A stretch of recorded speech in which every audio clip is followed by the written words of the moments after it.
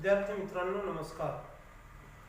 आपण इयत्ता 10वीच्या राज्यशास्त्र विभागातील तिसऱ्या प्रकरणात राजकीय पक्ष या प्रकरणाच्या पहिल्या भागामध्ये आपण राजकीय पक्ष म्हणजे काय या संकल्पनेची व्याख्या, राजकीय पक्षांची ठळक वैशिष्ट्ये, आचार्य विनोबाजी भावे यांची पक्षविरहित लोकशाहीची संकल्पना याबद्दल त्यांचे विचार, भारतातील पक्ष पद्धतीचे बदलते स्वरूप याविषयी मागील व्हिडिओमध्ये पहिल्या भागामध्ये आपण चर्चा केली, अभ्यास केला.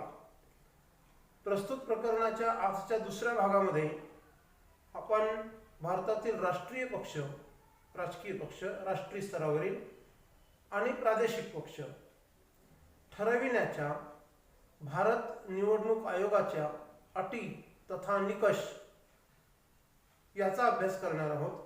त्याचबरोबर भारतातील राष्ट्रीय पक्ष आणि प्रादेशिक पक्ष यांचा देखील आज अभ्यास करणार आहोत.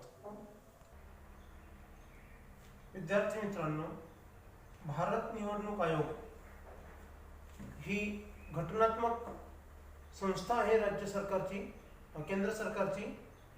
संविधानाच्या तरतुदीप्रमाणे भारतातील सार्वत्रिक निवडणुका यशस्वीपणे पार पाडण्याचं नियोजन हे भारत निवडणूक आयोगाची महत्त्वाची जबाबदारी असते. राजकीय पक्षांना राष्ट्रीय किंवा प्रादेशिक मान्यता देण्याचे जे निकष आहे ते भारत निवडणूक आयोगाने ठरविलेले असतात. आपण राष्ट्रीय पक्ष मान्यतेचे निकष बघूया. कोणत्या पक्षांना, राजकीय पक्षांना राष्ट्रीय पक्ष म्हणून भारत निवडणूक आयोग मान्यता देत असतो? तर त्याच्यामध्ये दोन मुद्दे आहेत. आपण अचा विचार करू आधी. 4 किंवा अधिक राज्यांमध्ये म्हणजे घटक राज्यांमध्ये, 4 किंवा त्याहून अधिक घटक राज्यांमध्ये लोकसभा अथवा विधानसभेच्या मागील निवडणुकीमध्ये किमान 6% वैध मते, व्हॅलिड वोट्स मिळणे आवश्यक आहे. जो पक्ष इतकी मते म्हणजे 6% वैध मते लोकसभा किंवा विधानसभांच्या मागील झालेल्या सार्वत्रिक निवडणुकीमध्ये मिळवितो त्याला राष्ट्रीय पक्ष म्हणून मान्यता मिळते. त्याचबरोबर त्याच नियमाच्या पोटभागात काय सांगितलेलं आहे? मागील निवडणुकीत कोणत्याही राज्यातून तथा अनेक राज्यांमधून 4 सदस्य लोकसभेमध्ये निवडून आले पाहिजेत. तर अशी ही अट आहे. एकतर 6% वैध मते किंवा लोकसभेत 4 खासदार, किंवा याला ऑप्शन आहे. या पहिल्या अटीला हा नियम जर नसेल तर दुसरा नियम बंधनकारक आहे. दोन्हीपैकी कोणता तरी एक नियम त्या पक्षाने निकष पूर्ण केलेला असला पाहिजे. दुसरा निकष काय आहे? एकूण लोकसभा मतदारसंघांच्या, आता एकूण लोकसभा मतदारसंघ किती आहेत? 543 भारतामध्ये. म्हणजे 543 लोकसभा मतदारसंघांच्या किमान 2% मतदारसंघांमधून, तसेच किमान 3 राज्यांमधून, ही 2% मतदारसंघ किमान 3 राज्यांमधून त्या राष्ट्रीय पक्ष, त्या पक्षाचे उमेदवार निवडून येणे आवश्यक आहे. तर तो पक्ष हा राष्ट्रीय पक्ष ठरतो. तर या दोनपैकी कोणती तरी एक अट जो राजकीय पक्ष पूर्ण करेल तो राष्ट्रीय पक्ष म्हणून भारत निवडणूक आयोगाच्या वतीने अथॉराइज होतो किंवा अधिकृत त्याला ती मान्यता प्राप्त होते राष्ट्रीय पक्षाची. तर अशी ही अट आहे. ही नीट समजून घेणे आवश्यक आहे. पुस्तकामध्ये पण दिलेली आहे. आता आपण प्रादेशिक पक्ष मान्यतेचे भारत निवडणूक आयोगाचे निकष बघूया. लोकसभा किंवा विधानसभेच्या मागील निवडणुकीमध्ये किमान 6% मते आणि किमान 2 सदस्य विधानसभेवर निवडून येणे आवश्यक. जर ही अट पूर्ण होत नसेल तर त्याला पर्याय दिलेला आहे. किंवा विधानसभेच्या एकूण सदस्य संख्येच्या किमान 3% जागा किंवा किमान 3 जागा प्राप्त करणे आवश्यक आहे. आता महाराष्ट्र विधानसभेची सदस्य संख्या आहे 288. 288च्या 3% जागा किंवा एकूण महाराष्ट्रातल्या 388 पैकी किमान 3 जागा विधानसभेच्या जो पक्ष संपादित करेल, मिळवेल, जिंकेल त्याला प्रादेशिक पक्ष म्हणून भारत निवडणूक आयोग मान्यता देतो. तर अशा रीतीने प्रादेशिक पक्ष आणि राष्ट्रीय पक्ष आणि प्रादेशिक पक्ष या दोन मुख्य प्रकारामध्ये राजकीय पक्षांचं वर्गीकरण होतं. त्या व्यतिरिक्त मान्यता प्राप्त पक्ष पण राष्ट्रीय किंवा प्रादेशिक दर्जा नसलेले मान्यता प्राप्त पक्ष, फक्त भारत निवडणूक आयोगाची त्याला मान्यता असते, आणि मान्यता नसलेले नोंदणीकृत मान्यता प्राप्त आणि नोंदणी नसलेले पक्ष, राजकीय पक्ष, ज्या राजकीय पक्षांची भारत निवडणूक आयोगाकडे अधिकृत नोंदणीच झालेली नाही असे देखील असंख्य पक्ष असतात.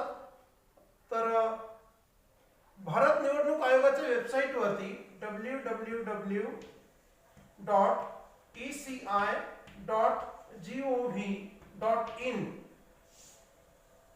www.electioncommissionofIndia.government.in या वेबसाईटवरती व्हिजिट केल्यानंतर आपल्याला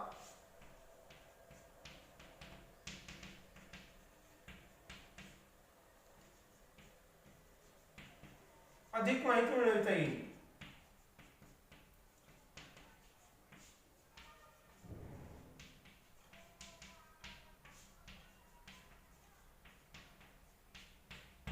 तर ही एक कृती देतोय, गृहकृती. आंतरजालाच्या मदतीने ही गृहकृती पूर्ण करायची आहे.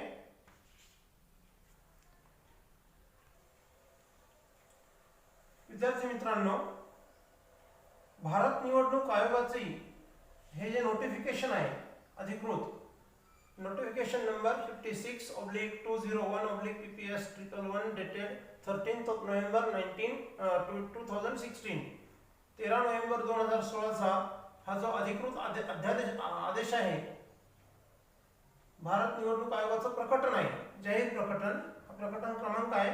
त्या आधारे मागील जी काही संपादन आहे राजकीय पक्षांची, त्याच्या आधारे 7 राष्ट्रीय पक्ष 2016 मध्ये भारत निवडणूक आयोगाने घोषित केलेले होते. त्यापैकी आपण INC चा विचार करणार आहोत. इंडियन नॅशनल काँग्रेस म्हणजे भारतीय राष्ट्रीय काँग्रेस या राजकीय पक्षाची स्वातंत्र्यपूर्व काळातील प्रतिमा ही स्वातंत्र्य चळवळ अशी होती. आपल्याला ठाऊक आहे, 8वीच्या इतिहासामध्ये आपण अभ्यासलेला आहे, आणि 5वीला पुन्हा, त्याच्या आधी 5वीत पण आपण इयत्ता 5वीच्या इतिहासामध्ये भारताच्या स्वातंत्र्याची गोष्ट या क्रमिक पुस्तकात देखील आपण त्या स्वातंत्र्य चळवळीचा अभ्यास केलेला आहे. 1885 मध्ये मुंबईच्या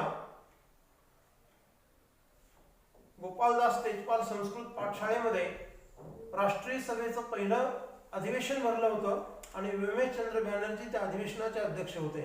ही जी राष्ट्रीय सभा स्वातंत्र्याच्या चळवळीचं नेतृत्व करीत होती, याच राष्ट्रीय सभेला स्वातंत्र्यानंतरच्या काळामध्ये म्हणजे 1947 नंतर भारतीय राष्ट्रीय काँग्रेस म्हणून ओळखलं जाऊ लागलं. तेव्हा या पक्षाला स्वातंत्र्यपूर्व काळाचा इतिहास आहे. हा पक्ष 1975 पर्यंत, 1947 पासून तर 1975 पर्यंत एक हाती देशाची सत्ता अन्य कोणत्याही राजकीय पक्षाला सत्तेत येऊ दिलं नाही. केंद्रामध्ये प्रदीर्घ काळ सत्तेचा अनुभव या पक्षाकडे आहे. अनेक पंतप्रधान, जवाहरलाल नेहरूंपासून तर मनमोहन सिंगांपर्यंत अनेक अनुभवी आणि यशस्वी पंतप्रधान या पक्षाने देशाला दिले, देशाचं नेतृत्व केलं.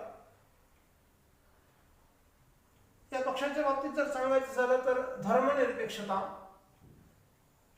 समता, समाजवाद, लोकशाही मूल्य, दुर्बल घटकांचा आणि अल्पसंख्याकांचा विकास, व्यापक समाज कल्याण हे या पक्षाचं सुरुवातीपासूनचं धोरण राहिलेलं आहे.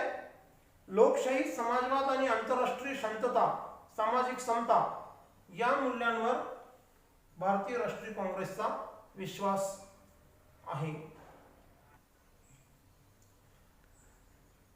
दुसरा सर्वात जुना पक्ष भारतातला जर असेल कोणता असेल तर तो एक कम्युनिस्ट पार्टी ऑफ इंडिया, भारतीय कम्युनिस्ट पक्ष.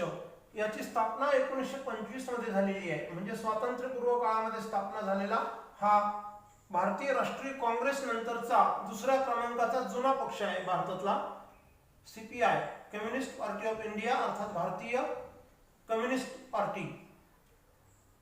हा पक्ष श्रमिक, कामगार, मजूर, शेतमजूर, शेतकरी, भूमिहीन शेतकरी अशा श्रमिक वर्गाचं प्रतिनिधित्व करणारा पक्ष आहे. त्यांच्या हितांचं रक्षण करणारा पक्ष आहे. साम्यवादी विचारधारेवरती विश्वास ठेवणारा पक्ष आहे. 1962 मध्ये या पक्षामध्ये एक द्वंद्व निर्माण झालं. द्वंद्व असं होतं, सोव्हिएत युनियन अर्थात सोव्हिएत रशिया आणि चीन यापैकी कम्युनिस्ट पार्टी ऑफ इंडियाने कोणाचं नेतृत्व स्वीकारायचं यावरून पक्षात मतभेद निर्माण झाले आणि एक गट सीपीआय मधून म्हणजे भारतीय कम्युनिस्ट पक्षातून बाहेर पडला आणि तो सीपीआय मार्क्सिस्ट म्हणजे भारतीय कम्युनिस्ट पार्टी मार्क्सवादी अशा नावाने अस्तित्वात आला 1962 मध्ये. तर अशा रीतीने एका पक्षाचे दोन पक्ष तयार झाले. फूट पडली 1962 मध्ये वैचारिक. तर दोन्ही पक्षांची विचारधारा सारखीच आहे. इथे देखील शेतकरी, शेतमजूर, भूमिहीन, कामगार यांच्या हितांचं रक्षण करणं हेच या पक्षाचं धोरण राहिलेलं आहे. मार्क्सवादी कम्युनिस्ट पार्टी, भारतीय कम्युनिस्ट पार्टीचं. दोन्ही पक्षांमध्ये आणखी एक साम्य आहे. दोन्ही पक्ष भांडवलशाही आणि साम्राज्यवादाला विरोध करतात आणि समाजवादाचा पुरस्कार करणारे पक्ष आहेत दोन्ही. पश्चिम बंगाल या भारताच्या घटक राज्यामध्ये प्रदीर्घ काळ या पक्षाने प्रादेशिक सत्ता म्हणजे तेथील विधानसभेवरती त्यांचं वर्चस्व राहिलेलं आहे. जवळपास 30 वर्ष, 3 दशकाहून अधिक काळ पश्चिम बंगालची सत्ता या पक्षाकडे होती. त्यानंतर आपण जाऊया पुढील राजकीय पक्षाकडे, भारतीय जनता पार्टी. 1951 मध्ये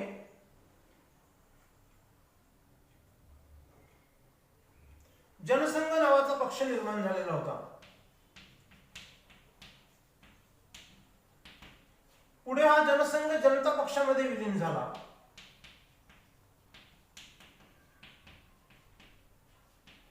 पण कालांतराने जनता पक्षामध्ये फूट पडली आणि पूर्वीचा जो जनसंघाचा गट होता हा 1980 मध्ये जनता पक्षातून पुन्हा वेगळा पडला आणि त्यांनी भारतीय जनता पार्टीची स्थापना केली. यामध्ये दिवंगत पंतप्रधान अटल बिहारी वाजपेयी हे देखील होते. भारतीय जनता पक्षाचं धोरण काय राहिलेलं आहे तर भारताची प्राचीन संस्कृती, सांस्कृतिक परंपरा, सामाजिक परंपरा यांचं जतन करणं, संवर्धन करणं ही पक्षाची सुरुवातीपासूनची भूमिका राहिलेली आहे.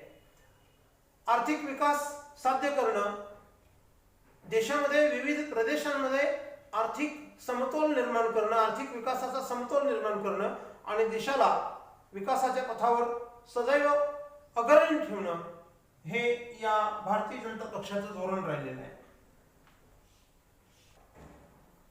पुढील राष्ट्रीय पक्ष आहे बहुजन समाज पार्टी, बसपा किंवा बीएसपी. 1984 मध्ये कांशीराम यांनी बहुजन समाज पार्टीची स्थापना केली. सध्या त्यांच्या पश्चात मायावती या बहुजन समाज पार्टीचं नेतृत्व करीत आहेत.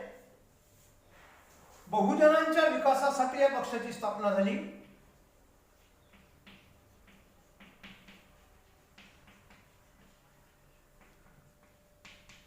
आता बहुजन कोणाला म्हटलेला आहे तर दलित, मागासवर्गीय, आर्थिकदृष्ट्या इतर मागासवर्गीय, अल्पसंख्याक आणि आदिवासी म्हणजे अनुसूचित जमाती या सर्व घटकांना सोबत घेऊन या सर्व वंचित घटकांच्या विकासासाठी हा पक्ष कार्यरत राहिलेला आहे. अर्थात कालपरत्वे बहुजन ही संकल्पना बदलत जाते. ते पक्षाच्या धोरणावरून देखील लक्षात येत आहे. कांशीराम यांच्या निधनानंतर मायावतींनी सोशल इंजिनिअरिंगचा प्रयोग केला देशभर आणि त्यांना उत्तर प्रदेशची सत्ता देखील त्या काळात मिळाली. कारण बदलत्या काळामध्ये जे साधारण प्रवर्ग आहेत आर्थिकदृष्ट्या त्या प्रवर्गांमधले बहुतेक घटक हे आर्थिकदृष्ट्या दारिद्र्यात गेलेले दिसतात. मग ब्राह्मण असतील, इतर सर्वसाधारण प्रवर्गातले लोक असतील आणि त्यामुळे बसपाने आपलं धोरण बदललं. सुरुवातीला जे काही फक्त अनुसूचित जाती जमाती, ओबीसी, अल्पसंख्याक, मायनॉरिटीज यांना सोबत घेऊन त्यांचा विकास ही बहुजन या शब्दातली संकल्पना त्यांची होती.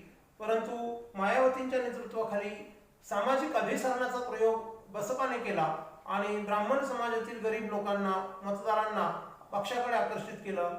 इतर सर्वसाधारण प्रवर्गातील आर्थिकदृष्ट्या मागे पडलेल्या घटकांना पक्षाने सोबत घेतलं आणि उत्तर प्रदेशमध्ये सत्ता देखील संपादित केली. तर अशा रीतीने कालपरत्वे समाजाच्या आर्थिक परिस्थितीत देखील बदल होत जातात आणि त्या सगळ्याचं प्रतिबिंब राजकीय पक्षाच्या धोरणांमध्ये उमटतं. हे मला यावरून स्पष्ट करायचं होतं. हा संदर्भ आपल्याला या ठिकाणी द्यायचा होता.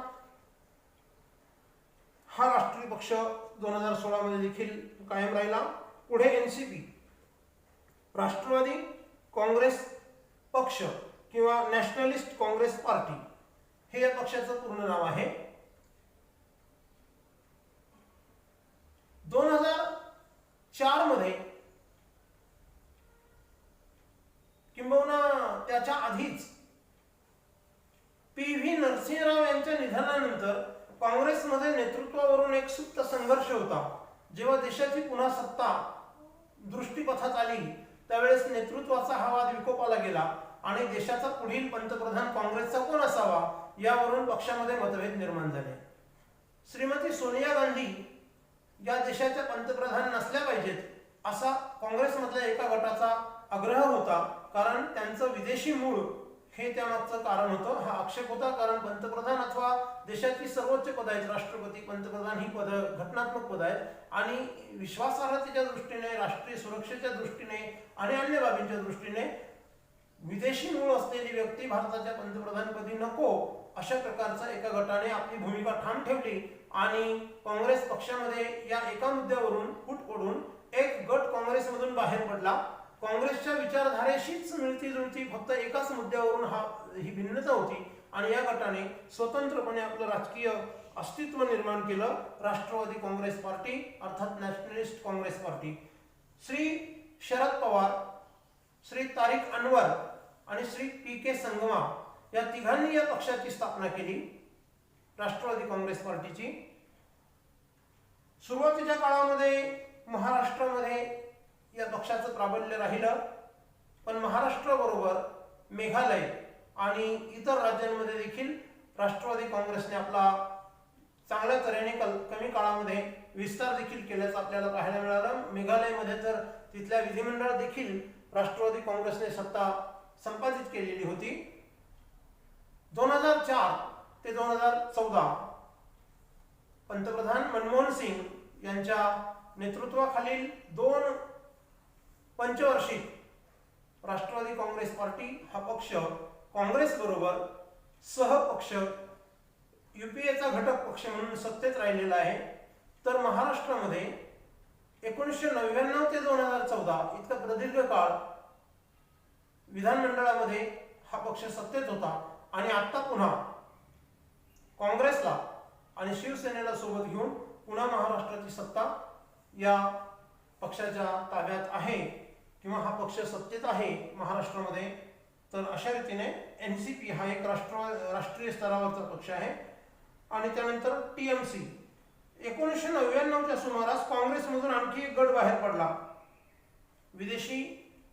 विदेशी मूळ असलेल्या व्यक्तीने देशाचं नेतृत्व करू नये या मुद्द्यावरून जसा एक गट बाहेर पडून एनसीपी मध्ये त्याचा आविष्कार दिसून आला तसा आणखी एक गट बाहेर पडला आणि या गटाने तृणमूल काँग्रेस किंवा तृणमूल काँग्रेस नावाचा एक पक्ष स्थापन केला. या पक्षाचं प्राबल्य प्रामुख्याने पश्चिम बंगाल या घटक राज्यामध्ये दिसून येतं. प्रदीर्घ काळापासून हा पक्ष पश्चिम बंगालचं विधिमंडळाचं नेतृत्व करतोय, ते सत्तेत आहे. केंद्रात देखील काही काळ हा पक्ष सत्तेत होता.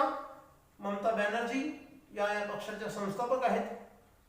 तर अशा रीतीने 2016च्या अधिकृत प्रकटनामध्ये भारत निवडणूक आयोगाने हे 7 राष्ट्रीय पक्ष घोषित केलेले आहेत.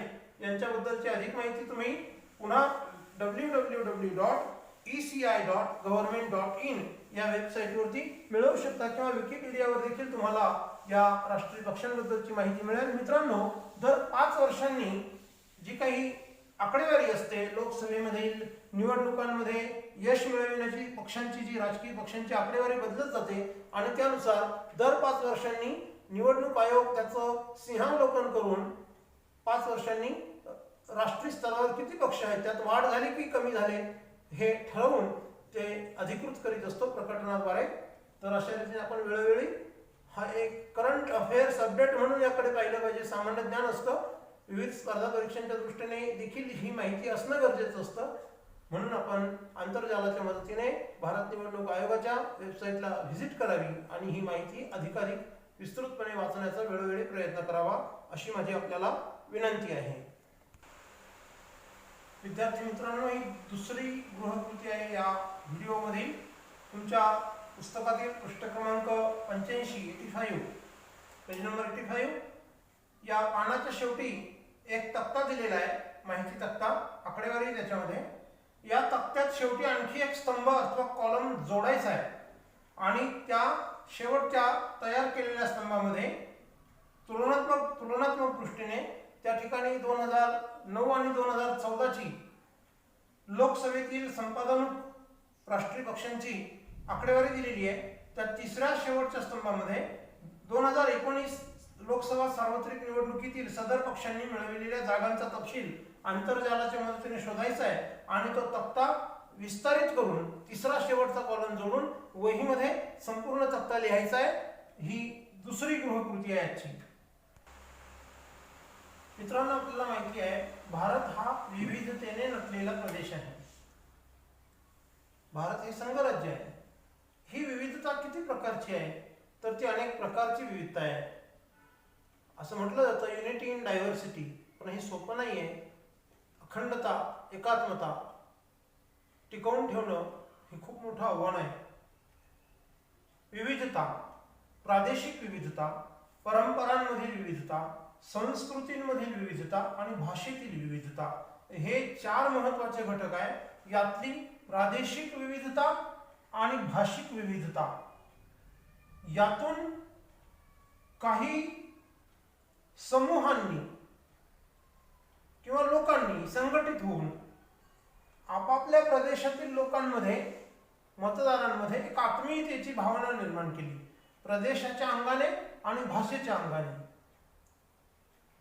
या आत्मीयतेच्या भावनेतून त्यांची अस्मिता निर्माण झाली, भाषिक आणि प्रादेशिक परंपरांबद्दलची अस्मिता, आणि त्यातून प्रादेशिकता फुलून आली. या प्रादेशिक अस्मितेतून स्वतंत्र राजकीय पक्षांचा जन्म झाला. हे प्रादेशिक पक्ष होत.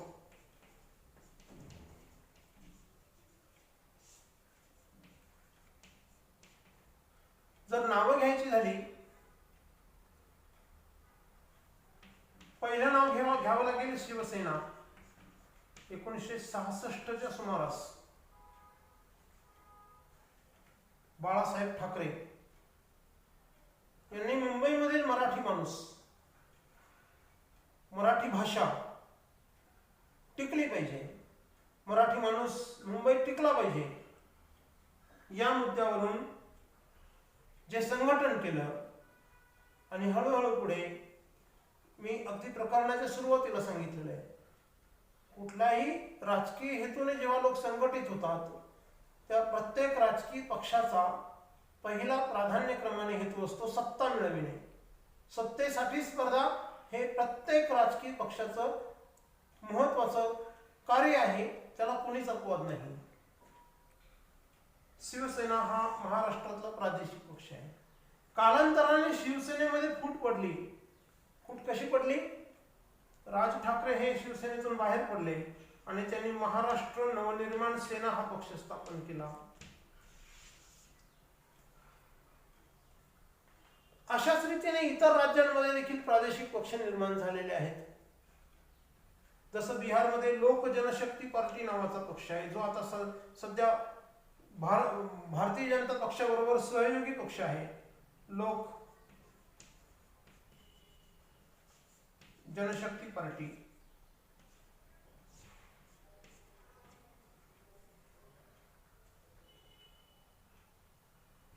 TRS नावाचा तेलंगणामध्ये एक पक्ष आहे.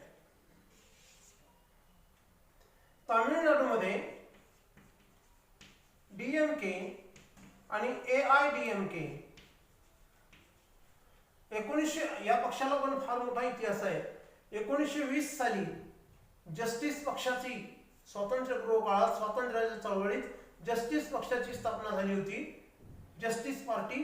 तेव्हा सामाजिक कार्य हा त्यांचा हेतू होता. स्वातंत्र्य चळवळ, लोकप्रबोधन करणं, अस्पृश्यता निवारण करणं हे प्रामुख्याने हे काम होतं. समता प्रस्थापित करणं हे काम होतं या जस्टिस पार्टीचं. त्याच जस्टिस पार्टीचं पुढे द्रविड मुन्नेत्र कळघम DMK मध्ये रूपांतर झालं. DMKत कालांतराने फूट पडली आणि all India Dravida Munnetra Kazhagam AIDMK असे दोन पक्ष तामिळनाडूमध्ये प्रादेशिक स्वरूपाचे पक्ष आहेत. अशाच रीतीने उत्तर भारतात देखील पंजाबमध्ये अकाली दल हा राजकीय पक्ष आहे. पंजाबमध्ये अकाली दल. तर तुम्हाला तिसरी गृहकृती देतोय. गृहकृती क्रमांक 3, आंतरजालाच्या मदतीने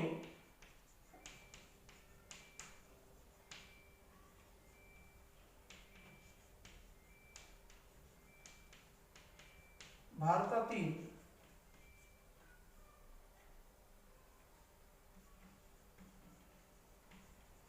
विविध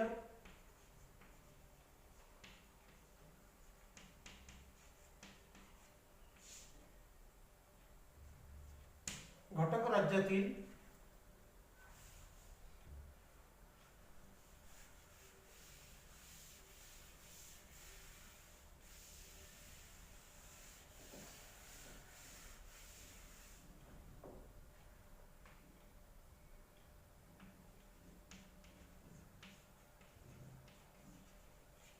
प्रादेशिक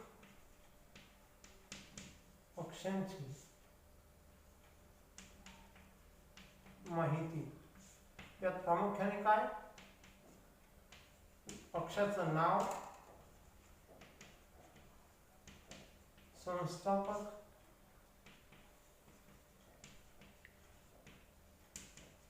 निवडणूक चिन्ह, धोरणे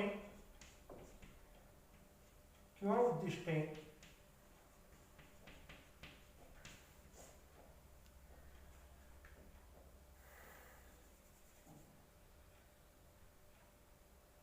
या मुद्द्यांना धरून 1, 2, 3 या मुद्द्यांना धरून माहिती मिळवायची आहे.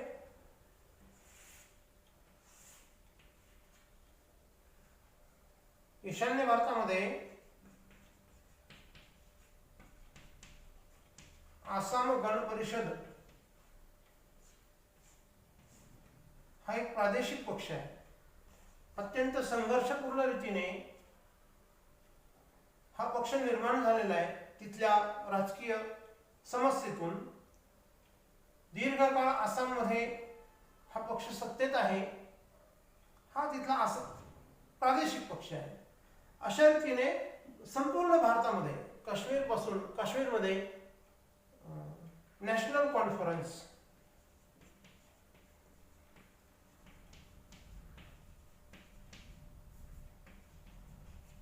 आणि PDP हे दोन्ही प्रादेशिक पक्ष आहेत जम्मू काश्मीर मधले. आता 370 कलम रद्द झालाय, 35A पण रद्द झालेला आहे. त्यामुळे या ठिकाणी आता त्याचा घटक राज्याचा दर्जा गेलेला आहे. आता त्याचं 3 केंद्रशासित प्रदेशामध्ये विभाजन झालेलं आहे. 1 जम्मू, 2 काश्मीर आणि 3 लडाख. पूर्वीच्या अस्तित्वात असलेल्या काश्मीरमधले हे प्रादेशिक पक्ष आहेत. आसाम गण परिषद हा आसाम मधला, ईशान्य भारतातला आसाम या राज्यातला प्रादेशिक पक्ष आहे. तर आंतरजालाच्या मदतीने तुम्ही अधिक इतर राज्यांमधल्या प्रादेशिक घटक राज्यांमध्ये प्रादेशिक पक्षांची माहिती मिळवायची.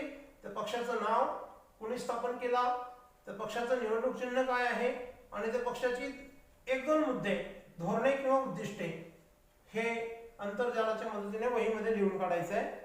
तर हा एक छोटासा प्रकल्प आहे, पण तो आवश्यक आहे, नागरिक म्हणून देखील आणि विद्यार्थी म्हणून देखील. ही होती गृहकृती क्रमांक 3.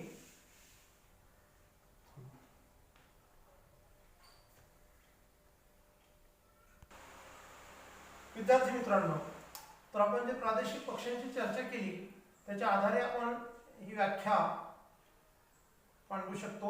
विशिष्ट प्रदेशाच्या वेगळेपणाचा अभिमान बाळगणारे, कारण ती अस्मिता असते प्रादेशिक म्हणून अभिमान बाळगणारे आणि त्याचा विकास व्हावा हा त्यांचा हेतू असतो. म्हणून सत्ता स्पर्धेत उतरणाऱ्या राजकीय गटांना प्रादेशिक पक्ष असे म्हणतात. तर अशा रीतीने प्रादेशिक पक्ष देखील भारतात आहेत. या प्रादेशिक पक्षांबद्दलची तिसरी गृहकृती मी तुम्हाला दिलेली आहे. त्या व्यतिरिक्त थोडीशी माहिती आपल्यासमोर मी मांडणार आहे. 15 मार्च 2019 भारत निवडणूक आयोगाने काही आकडेवारी डिक्लेअर केलेली आहे. आंतरजालाच्या मदतीनेच मी ही माहिती घेतलेली आहे. भारतामध्ये एकूण 2334 राजकीय पक्ष आहेत. सध्याला 6 राष्ट्रीय पक्ष आहेत. 2016च्या आकडेवारीनुसार आपण जे पुस्तकात पाहिले नोटिफिकेशन प्रमाणे 7 दिसतात, परंतु 2019च्या 15 मार्च 2019च्या प्रकटनानुसार 6 राष्ट्रीय पक्ष आहेत. 36 राज्यस्तरीय अथवा प्रादेशिक पक्ष आहेत भारतामध्ये आणि 2301 नोंदणीकृत पक्ष आहेत, ज्यांना राज्यस्तरीय दर्जा नाही, राष्ट्रीय पक्षाचा दर्जा नाही, पण ते भारत निवडणूक आयोगाकडे त्यांनी नोंदणी केलेली आहे. अशा राजकीय पक्षांची संख्या आहे 2301. यापैकी महाराष्ट्रामध्ये नोंदणीकृत राजकीय पक्षांची संख्या आहे 145. महाराष्ट्रात लोकसभेचे मतदारसंघ आहेत 48, विधानसभेचे मतदारसंघ आहे 288 आणि नोंदणीकृत राजकीय पक्षांची संख्या 145 आहे. तेव्हा आपल्याला आंतरजालाच्या मदतीने भारत निवडणूक आयोगाच्या वेबसाईटवर जाऊन आपल्याला या संदर्भात राजकीय पक्षांसंदर्भात हवी ती माहिती मिळविता येते. आणि म्हणून आपण मी तिन्ही गृहकृती विचारपूर्वक त्याशी संबंधित दिलेल्या आहेत. या 3 गृहकृती हा या पाठातला महत्त्वाचा गृहपाठ समजून या गृहकृतींची उत्तरं जी आहेत ती वहीमध्ये आपण लिहायची आहेत. धन्यवाद.